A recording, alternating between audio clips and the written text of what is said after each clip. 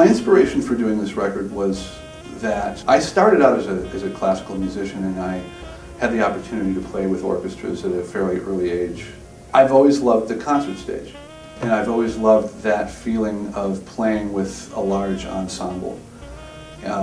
It's undescribable, and the work that I've done since then has been more small group, rhythm section, sometimes horn section, but I've always wanted to get back to that sound, that large, warm texture, and play this music in a different venue, in a concert hall, in a large performing arts center. Just that tradition and that experience has eluded me for many years, and I really, really wanted to get back to it. So that was really the inspiration for wanting to do this, just kind of wanting to get back to something that I'd been missing for a very long time.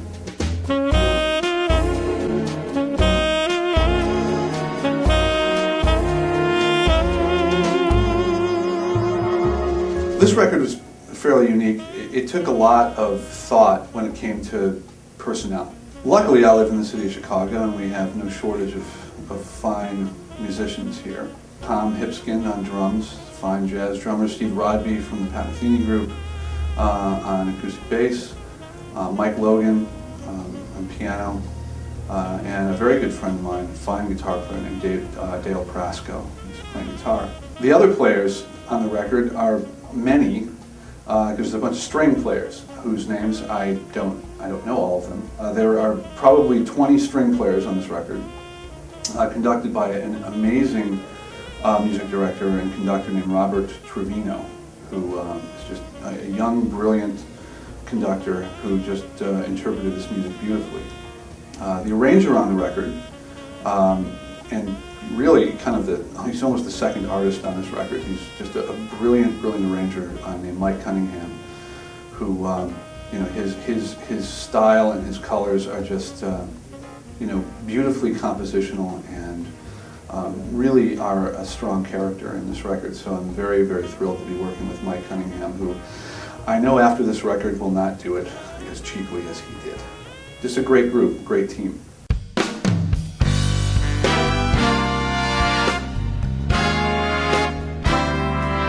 In terms of some of the music that stands out for me on this record, it's a very eclectic mix of music. There's everything from Cry Me a River, This Masquerade Is Over, to Angel by Sarah McLachlan. You Can Close Your Eyes by James Taylor. It's all over the place, but there's a thread that connects it, and that's kind of my playing and also the string writing. One of the songs we're doing is a Guess Who song called Undun, which I always thought was one of the coolest songs ever. Another song is You Can Close Your Eyes, which is one of my favorite James Taylor songs. I'm a huge James Taylor fan. I learned to play guitar because I wanted to play James Taylor songs. One of my favorite songs on the record, and that was really kind of the inspiration for starting to choose music.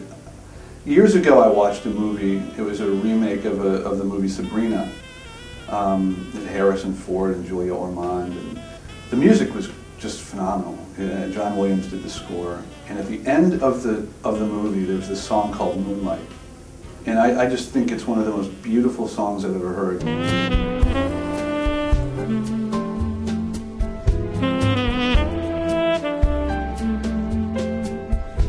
I'm not gonna lie to you. I probably wasn't ready to make this record a long time ago. It's all about phrasing. It's all about finesse,